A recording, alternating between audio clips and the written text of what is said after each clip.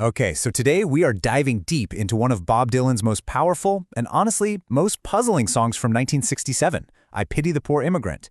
Now you can see we're putting this classic song right alongside a very modern figure. Why?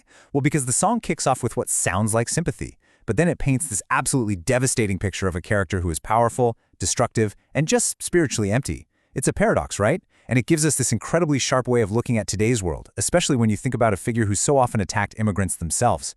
So let's break these lyrics down and really see why they still pack such a punch. The whole song is built around this one line. You hear it over and over. And on the surface, sure, it sounds like a call for compassion. But Dylan, he's setting a trap for us here.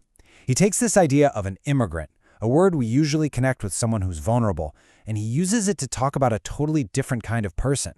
He's talking about someone who shows up in a new landscape of power and just corrupts it from the inside out. And the ultimate irony? Applying these words to a man whose entire political brand was built on attacking that very same group of people.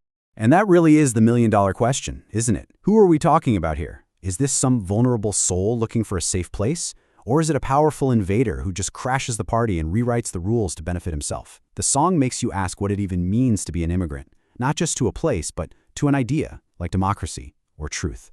So come on, let's follow the clues Dylan left in the lyrics and build a profile of this character.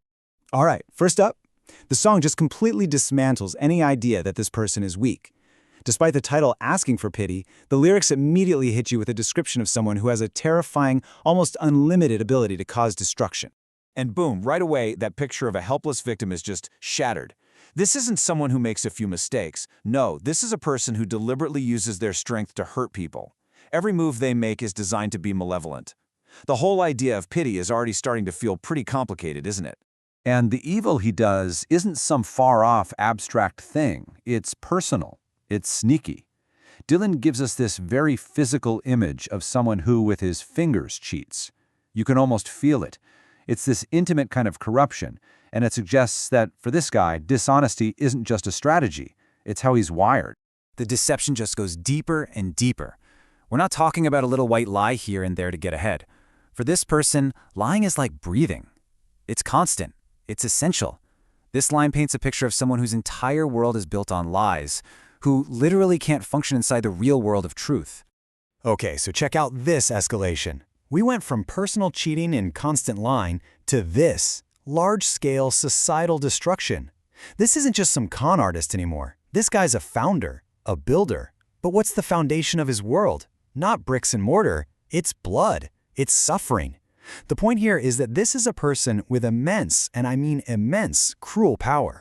And then, just when you're reeling from all that, Dylan brings us right back to this line. He's just shown us a cheater, a liar, a destructive force, and then he says it again. But hearing it this time, it doesn't sound like simple compassion, does it? It sounds like this deep, sad judgment, like you're pitying a soul that is just completely and utterly lost. So, if this character has all this incredible power, what's he getting out of it? Well, in this next part, we're going to shift from what he does to what's going on inside. And what we find is just this profound, unsettling emptiness. This is so brilliant. Dylan describes this incredible paradox. The immigrant eats but is not satisfied, and hears but does not see. Think about that. He's going through all the motions of being alive. He's consuming, he's sensing, but he gets none of the actual substance. It's a picture of total disconnection, an insatiable hunger that never ever leads to feeling full. It just leads to more desperate, empty craving. And the lyrics dig right into this internal torture. His love? It's not for people. It's for wealth itself. And because his values are so messed up, he ends up in a life he passionately hates, but at the same time, he's terrified of it ending. It's this tragic prison he's built for himself, just a cycle of greed, anger, and fear. This line, it's a gut punch. It makes the whole thing so personal. The me here could be anyone. It could be the narrator. It could be all of us. It could be the very idea of decency or truth. By turning his back, the immigrant is making a choice. He's choosing to be isolated. He's sealing himself inside that empty void, rejecting any hope of connection.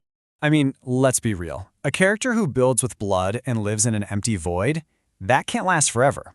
In this final part of the song, it becomes crystal clear that his path only leads to one place: total collapse. Dylan uses this one word so perfectly: vain. All that power, all that cheating, all that building, all that noise. What was it all for? The song tells us it was all in vain. It was useless. It produced nothing of any real value. It's like spending your whole life building an elaborate sandcastle right at the water's edge. And just listen to the imagery of his world. His idea of heaven isn't some beautiful paradise, it's cold and hard like a warship, Ironsides. His tears aren't some emotional release, they're as common and meaningless as rain. And he isn't on some noble journey, he just tramples through the mud. There's absolutely no grace here, no beauty, just a grim, bleak reality. And this is how it has to end. All the grand plans, the ambitions, the towns built on suffering, the whole vision is incredibly fragile. It's destined to shatter like the glass.